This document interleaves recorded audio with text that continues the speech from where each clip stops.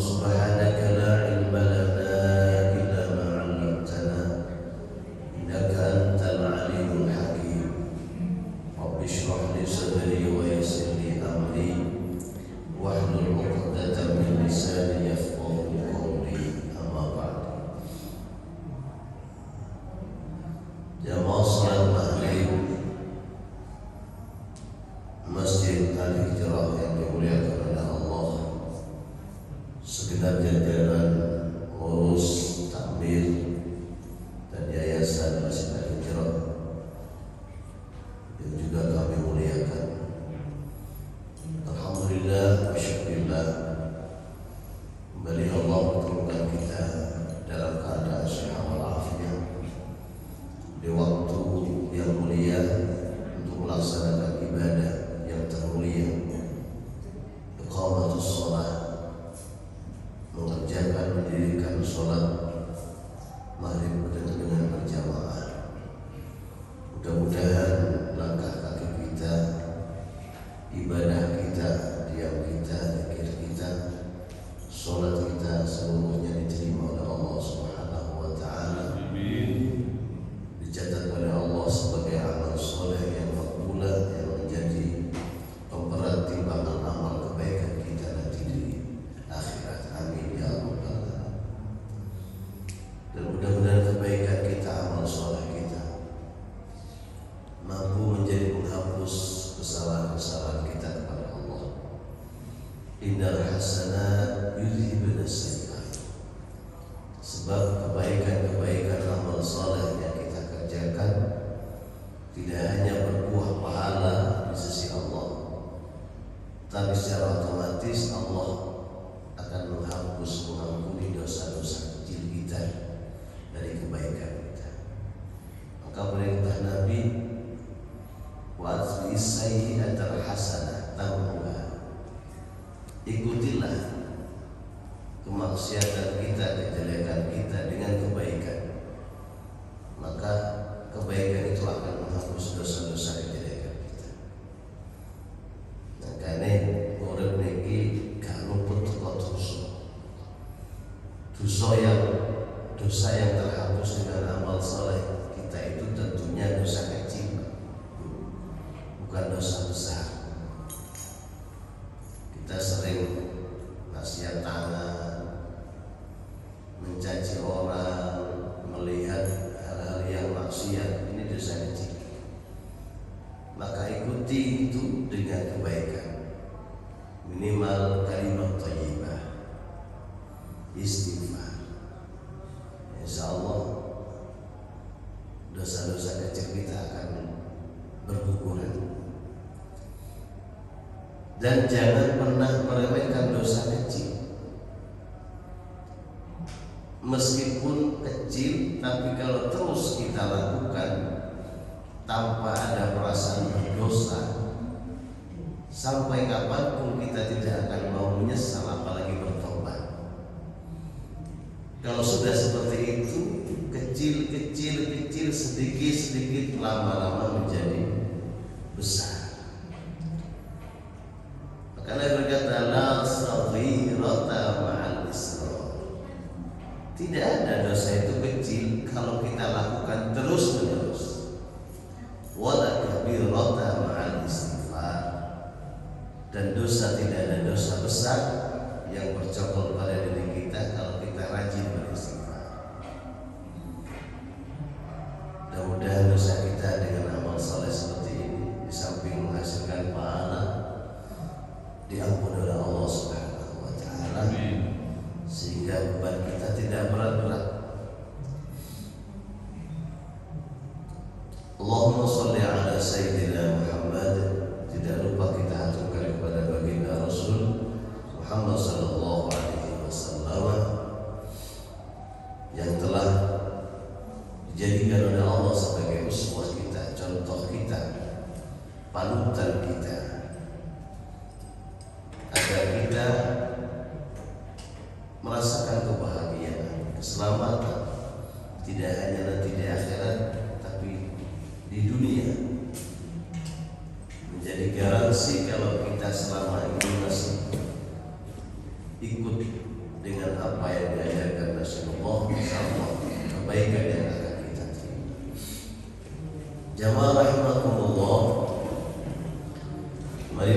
lanjutkan kajian kitab Bulughul Maram, masih dalam bab salat tatawwu, salat-salat yang disunahkan, sampai pada hadis yang nomor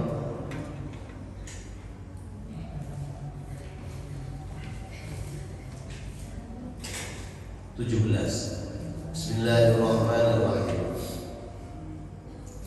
Wa an Jabir bin Abdullah, dari sahabat Jabir bin Abdullah radhiyallahu anhu, mudah-mudahan Allah meridainya, anna Rasulullah sallallahu alaihi wasallam, sesungguhnya baginda Rasul Muhammad sallallahu alaihi wasallam, qama fi syahri Ramadhan,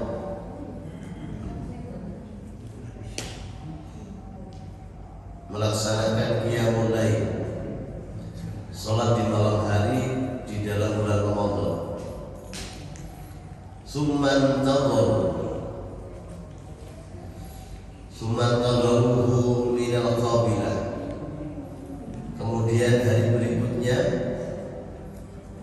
para jamaah, para sahabat datang semua ke masjid untuk menunggu Rasulullah ikut sholat bersama. Falam yakhruj, maka Nabi tidak keluar. Waqala, dan Nabi bersabda, inni khasyitu ayyuktaba alaikumul witr. Aku takut kalau aku datang, kalian ikut sholat bersamaku di malam Ramadan itu, nanti Allah mewajibkan witir pada kalian. Apa witir? Saya ulangi lagi. Jadi Nabi di malam Ramadan itu melaksanakan qiyamul lail, melaksanakan sholat malam. Sesuai kemarin, sholat malam itu pokoknya dilakukan di malam hari. Itu namanya qiyamul lail. Baik sholat apapun. Hari pertama Nabi sholat, hari kedua dalam riwayat lain manusia sholat di situ, tapi tidak jamaah, salah sendiri-sendiri, tapi ngumpul dalam satu masjid. Hari berikutnya tambah menyebar informasi, yang Nabi sholat di masjid, yang mulai, ayo mulai tunggu. Hari ketiga mereka ngumpul nunggu Rasulullah datang. Apa kata Nabi? Aku takut kalau aku datang nanti sholat witir diwajibkan pada kalian. Nanti ini sholat witir. Dalam hadis Bukhari, lafaznya berbeda. Aku takut ayyuf antufradu alaikum sholatul lail. Aku takut nanti sholat malam diwajibkan. Maka perintah Nabi, sallu fi buyutikum, lain. Sallu fi buyutikum, sholatlah kalian di rumahmu semua. Ini zaman Nabi Muhammad sallallahu alaihi wasallam. Rawahu Ibnu Hibban, riwayat oleh Ibnu Hibban. Kalau dalam Bukhari-nya tadi, inni khasyitu an tufradu alaikum sholatul lail. Hadis Aisyah ada lagi, anna Nabi sallallahu alaihi wasallam shalla fil masjid di Ramadan, fa shalla bi salatihi nas. Melihat Nabi sholat di masjid, manusia datang ikut sholat, tapi tidak jamaah, sholat sendiri-sendiri. Summa sholat minal qabilah. Hari berikutnya dan Nabi sholat lagi ke masjid. Fakathrun nas, manusia tambah banyak. Nabi julukan yang dijadikan contoh karena apa-apa niru Nabi. Nabi kemanapun kita ikut. Nah sekarang ya ulama, al ulama warasatul anbiya. Jangan salah, urusan ibadah nanti larinya ke dukun. Naudzubillah. Ono sing malah tadi model-model gus-gusan itu, hati-hati.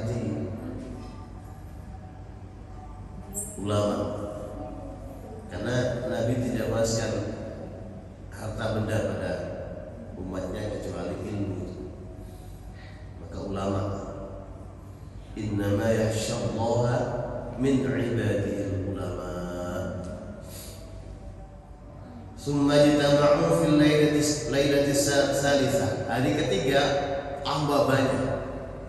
Ayo kanjeng Nabi sholat masuk, ayo kumpul melok sholat bareng kanjeng Nabi. Falam yakhruj ilaihi Rasulullah. Nabi tidak keluar. Alasannya sama. Falamma asbaha qad ra'aitu alladhi sanadtum, aku melihat kalian melakukan itu dan tidak ada yang menghalangi untuk datang. Allah tidak melarangku datang. Memang aku sengaja datang, hanya kasihan saja kepada kalian. Aku lihat kalian datang ke masjid dan aku tidak dicegah oleh Allah untuk datang juga. Tapi aku hanya kasihan, welas. Kalau nanti aku datang kadung jamaah, kadung banyak, dan Allah wajibkan sholat malam itu pada kalian. Inilah yang kemudian dijadikan dasar sholat tarawih. Jadi sholat tarawih itu zaman Nabi tidak dilakukan jamaah, tidak, sendiri-sendiri. Sebagian ulama tidak memakai hadis ini. Ini hadisnya hadis sholat witir, tapi tetap ada yang mengatakan sholatul lail tadi, riwayat Bukhari, ini dijadikan menjadi dasar sholat tarawih. Tapi tarawih dulu tidak jamaah, sholat sendiri-sendiri. Sampai pada zaman Abu Bakar As-Siddiq tidak merubahnya, sholat ke masjidnya sendiri-sendiri. Bahkan banyak sholat yang di rumah. Wasallu ayyuhan nas bi buyutikum, ini perintah Nabi zaman Nabi. Wa kana dzalika fi Ramadan, ini bulan Ramadan. Fadalla ala annahu shalla bihi lailataini, hanya 2 malam saja. Akan tapi ketika masa Khalifah Umar, nah ini kemudian orang-orang ke masjid banyak kok jamaah. Dan yo enaknya bikin jamaah. Akhirnya atas kebijakan Khalifah Umar, kemudian beliau mengatakan apa? Mengajak jamaah untuk sholat dalam satu imam. Fa'amara Ubay bin Ka'ab ayyakum bihim fi Ramadan.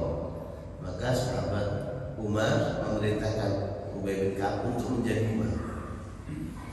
Nah inilah kemudian menjadi istihadnya sahabat Umar bin Khattab. Loh kok tidak sama? Nabi sholat tarawih sendiri-sendiri, bahkan hanya 2 malam saja, lainnya di rumah. Ini Umar kok membuat acara sendiri? Apa tidak buat ya? Bid'ah tidak ya? Karena tidak melakukan itu. Jamaah tidak, salat malamnya salat malam, tapi tidak jamaah, tidak ngumpul-ngumpulkan jamaah, apalagi terus disiar-siar imam tarawih, apalagi khataman, bukan ada khataman. Maka yang dilakukan Umar tidak pernah dilakukan Nabi. Apa tidak bid'ah? Maka apa kata Umar? Ni'mal bid'ah hadi. Umar sendiri sempat dilarang, diprotes sama Abu Bakar. Umar, Nabi tidak pernah melakukan ini, kok berani? Ni'mal bid'ah hadi, inilah bid'ah yang terbaik untuk memasukkan ke depan. Termasuk juga pengumpulan mushaf, ya. Zaman Nabi tidak ada mushaf. di daun lontar, di batu-batu. Diprotes juga, nikmal bid'ah, itu sama. Maka artinya kita kembali kepada pemahaman Ahlussunnah wal Jamaah. Hadis dari hadis kullu bid'atin dhalalah wa kullu dhalalatin finnar. Setiap bid'ah itu dhalalah. Ingat, yang perlu kita garis bawahi, kullu bid'ah, setiap bid'ah. Berarti apa? Seluruhnya apa tidak? Yang baru itu bid'ah semua apa tidak? Dari kalimat kullu. Secara tidak apa? Seakan-akan gitu. Kalimatnya kullu bid'atin dhalalah. Setiap ada yang baru itu sesat. Nah, bagaimana dengan ini? Apa kita berani mengatakan Umar sesat? Kemudian nanti ada istiadat lagi tentang adzan. Apa kita berani kemudian mengatakan Umar sesat juga bid'ah? Umar sendiri mengatakan ni'mal bid'ah hadi, bid'ah yang baik ini. Maka kita kembali pada hadis man sanna sunnatan hasanatan falahu ajruha wa ajru man amila fiha. Orang yang mengajak, mencontohkan perbuatan bagus, maka dia dapat kebaikan. Dan orang yang melakukan setelahnya dapat kebaikan. Man sanna sunnatan sayyi'atan falahu wizruha wa wizru man amilaha ba'da. Orang yang melakukan, memberikan contoh kejelekan, ditiru orang lain, maka dia dapat dosa. Orang yang melakukan dapat dosa, kita yang mencontohkan dapat dosa. Maka dari faham ini, maka kullu bid'atin itu tidak bisa diartikan seluruhnya yang baru itu sesat. Apa buktinya? Umar tarawih. Siapa yang katakan tarawih ini sesat? Ada. Tarawih jamaah sesat ada? Tidak ada kan? Jadi ijma' sahabi itu hadis Allah, itu ijma' sahabi. Berarti secara tidak langsung ini menyangkal bahwa kullu itu diartikan seluruhnya, tidak ada peluang lain. Nah, kok bisa dengan kata itu? Kita perbandingkan dengan ayat Al-Quran. Dari segi kalimatnya ya, kullu itu seluruhnya bahasa Indonesia. Ternyata tidak semua kalimat kullu, lafaz kullu itu berarti seluruhnya tanpa pengecualian. Ada memang kalimat kullu yang artinya seluruh. Contoh, kullu nafsin dha'iqatul maut. Setiap yang bernyawa pasti mati. Ini seluruhnya ya. Kullu berlaku seluruhnya. Terus tidak ada pengecualian. Pokok sing duwe nyawa mesti mati. Tapi di Al-Quran lain juz 17 berada wa ja'alna minal ma'i kulla syai'in hayy. Sama-sama kul, kalimat kul, lafaz kul. Aku jadikan dari air mani, air sperma, seluruhnya akan hidup. Artinya semua aku jadikan kalian hidup ini berawal dari air sperma. Pertanyaannya, apakah yang hidup ini semua diciptakan dari sperma?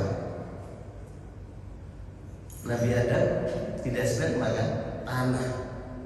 Berarti kullu di sini tidak semuanya, berarti seluruhnya tanpa pengecualian. Maka ulama kemudian, nah ini Al-Quran saja ada pembagian seperti itu, kullunya.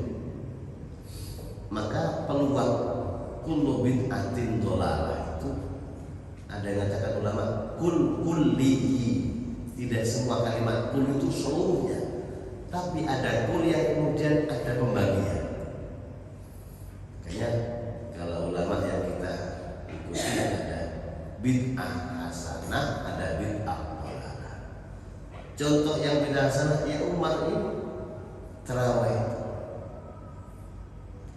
Umar sendiri mengatakan hadi bid'ah, nikmal bid'ah hadi. Bid'ah yang baik ya ini. Bisa diterima ya. Banyak kok contoh kemudian zaman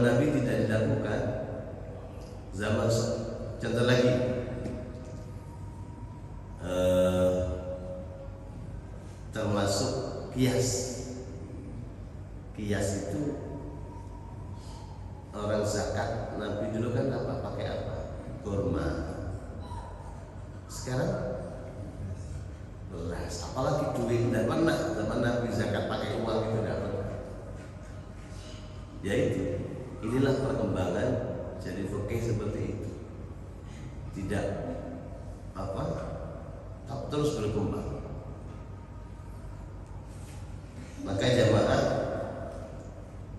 sejak zaman Umar ini kemudian Ali dan seterusnya, tarawih itu kemudian dilakukan secara berjamaah dan jumlahnya 20. Fa innahum yusalluna jama'atan 20 wa yatarawhawna baina kulli rak'atain. Dikerjakan 20 rakaat mulai zaman Umar. Setiap 2 rakaat istirahat, makanya namanya tarawih. Dari kata-kata roh. Jadi gak ngebut-ngebutan. 2 rakaat istirahat. Dikir. Makanya jenengan ten desa, kalau ten desa nanti tetuban. 2 rakaat baca tasbih. Alhamdulillah wala ilaha. Istirahat. Bahkan kalau di Mekah itu malah lebih dari 20 berapa? 36. Bukan 36. Ini di Mekahnya. Ini di Mekah yang 20. Di Madinahnya 36. Kenapa? Kalau di Mekah 2 rakaat bisa tawaf. Di Madinah gantinya tawaf kita tambah rakaatnya. Artinya apa? Salat qiyamul lail tarawih tidak ada batas.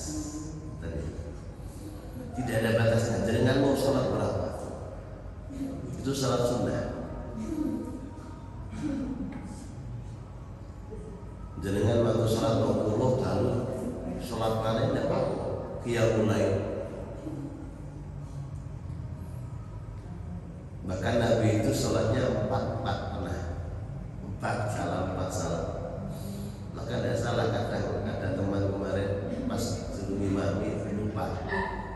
Pertama ngimami sudah 4 rakaat.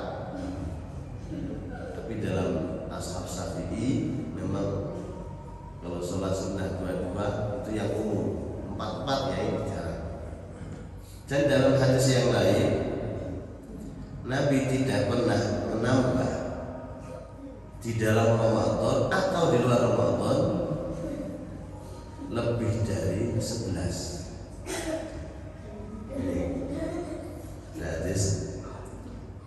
Nabi tidak pernah menambah dalam Ramadan dan di luar Ramadan sholat lebih dari 11.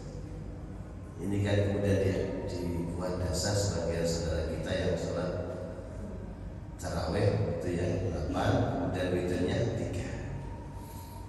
Padahal di situ kalimatnya di dalam Ramadan dan di luar Ramadan, berarti qiyamul lail. Maka yang kita lakukan saat ini di masjid ini sama dengan yang dilakukan oleh zaman Sayyidina Umar. 20 rakaat 3 witir. Annahum kanu yakumuna fi zaman Umar 20 rakaat. Di 23 rakaat 20 witir tarawih 3 witir. Anna Aliyan, sahabat Ali juga sama, menjadi imam 20 rakaatan wa yutiru bi 3 witir. Ini kemudian yang dijadikan dasar kita yang melaksanakan tarawih 20. Yang 8 yang tadi di intinya podo-podo benar. Sing sholat tarawih 8, Nabi melakukan 4 kemudian witir. Jadi 8 tambah 3 11. Monggo sing 20 monggo. Yang penting ada niatan apa semangat untuk meramaikan malam Ramadan. Ini di Lukas Ramadan mulutan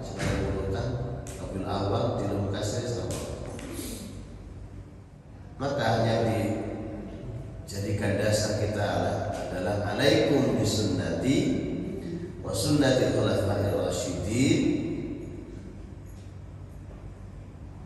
tetaplah kalian pada sunnah-sunnah Nabi atau sunnah-sunnah khulafa'ir rasyidin. Maka di masa Nabi dan Abu Bakar itulah sunnah salat qiyamul lail Ramadan, salat sendiri-sendiri di masjid, di rumah. Kemudian di zaman Umar ada istilah salat tarawih berjamaah, itu namanya sunnatul khulafa'ir rasyidin. Sing penting kok coba dhewe. Karena tarawih itu ya tadi 20 yo cepet-cepet teman. Ada dibanding milih di 20 copot sampai 8 pelan. Yo semampu kita lah. Sing 20 cukup cepet teman. 20 tadi copot. Dori angin. Itu malah cuma dinailah apa bahaya. Terus nyantai sholat, nyantai. Sing wolu, kalau nggak kadang imam itu kaca-kaca Muhammadiyah, wolu. Tapi mari ini sami, kalau sing 20, waduh, tonggo masjid ini Muhammadiyah ya. Sing wingi temeriki, engkau wingi Muhammadiyah biji. Nggih, langsung selesainya sama. Sing penting rukun. Sudah ada zamannya, kemudian opo wolu, 20, tidak ada. Semua sudah ada apa istilahnya masing-masing. Sing wolu 11 ada istilahnya, yang 20 juga ada istilahnya. Sing penting terawih. Wa kharijah namanya. Wih, tanggal bukan. Mau tanya? Ada? Apa tadi? Kalau kita ngaceng. Wal kharijah bil hidafah. Qala Rasulullah inna Allah amaddakum bi salatin hiya khairun lakum min khumurin na'am. Sesungguhnya Allah memberikan bantuan kepada kalian dengan sholat, satu sholat sunnah. Sholat sunnah ini kalau dikerjakan itu lebih berharga daripada kuda merah. Kuda kemerah-merahan ini kan kuda yang mahal. Apa sholat itu? Qulna wa ma hiya ya Rasulullah, apa itu bantuan dari Allah itu? Qala al-witru ma baina salatil isya ila tulu'il fajri, yaitu sholat witir yang dikerjakan antara selesai isya sampai munculnya fajar. Jadi sholat witir ini penting. Dilakonilah rakaat, betul rakaat. Waktunya panjang, habis isya sampai fajar subuh itu. Minimal sampai tidak mampu yang setangi sadurunge subuh, sholat witir mulai satu rakaat. Kenapa? Ini kata Rasul amat semacam apa ya, bantuan dari Allah, sesuatu yang melebihi kebutuhan. Jadi kayak pasukan itu dibantu oleh Allah dari pasukan malaikat seperti itu. Maka sholat kita sunnah-sunnah itu hikmahnya apa? Sampai ada sholat qobliyah, ba'diyah, sholat witir, qiyamul lail, sholat duha. Ternyata hikmahnya adalah untuk menyempurnakan kekurangan sholat fardu kita. Maka kata pengarang kitab ini, kenapa disyaratkan sholat sunnah tadi? Hikmahnya apa? Hikmahnya adalah untuk menyempurnakan sholat wajib kita. Awwalu ma yuhasabu bil 'abdi yaumil qiyamah sholatu, karena yang paling awal dihisab adalah hari kiamat sholat kita. Ini sholatnya teman, api, yang lainnya kita. Fa in kana atammaha kutibat lahu tamah. Kalau sholat dengan kita sudah sempurna, maka dicatat sholat kita sempurna. Fa illam yakun atamma qala Allah ta'ala malaika. Di salat kita ini belum sempurna. Akeh nglamune, akeh gugune. Salat bisa sempurna kan datanya awal juga. Waktu kejar-kejaran sampai adzan qomat. Wis qomat baru cepat-cepat wudu tidak bisa sempurna, tumanina tidak bisa sempurna. Kalau kurang sempurna, maka Allah berkata pada malaikat, ojo dicatat gak sempurna di sini. Tunggu dulu. Unduru hal tuhibbun hal tajiduna li abdi ma tatawwa'a. Lihat dulu catatannya, apakah hamba ini senang salat sunnah. Kalau dia salat sunnah, fatakammalu biha faridatan.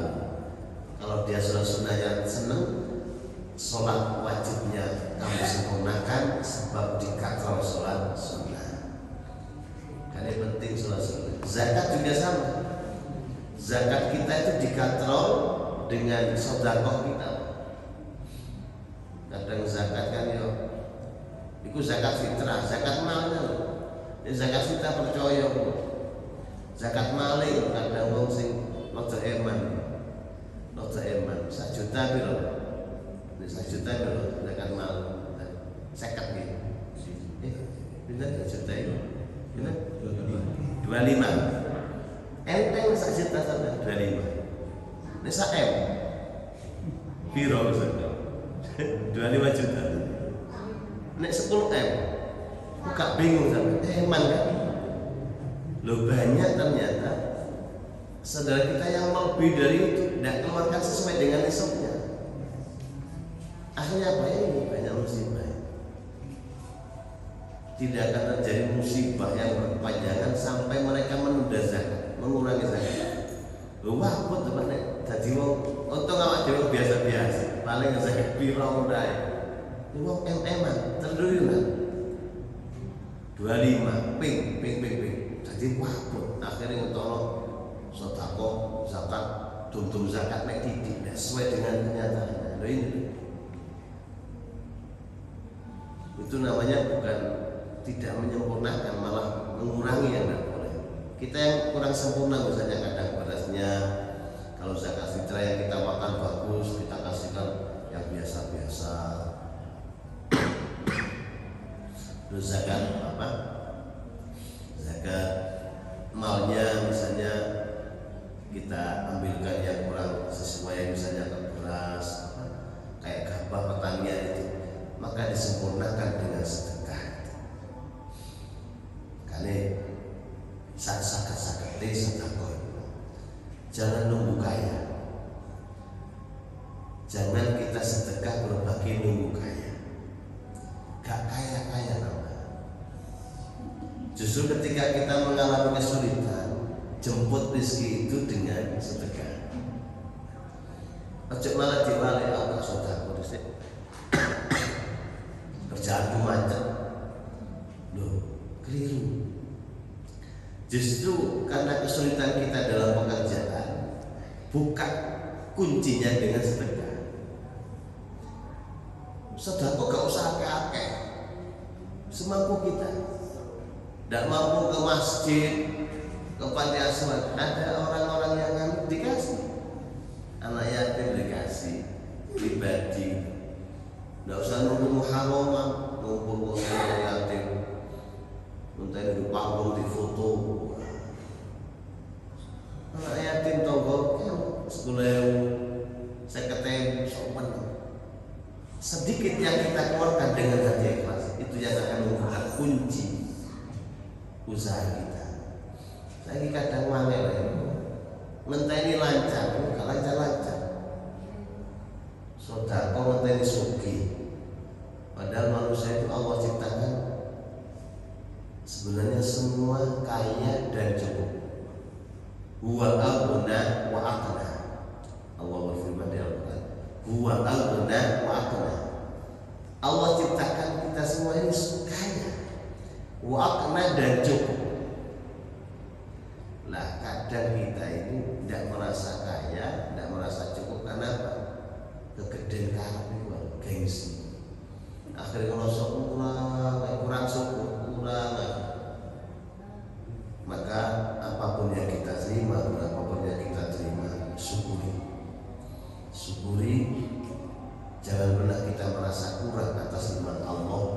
Semakin kita merasa kurang, semakin Allah menunda pemberiannya.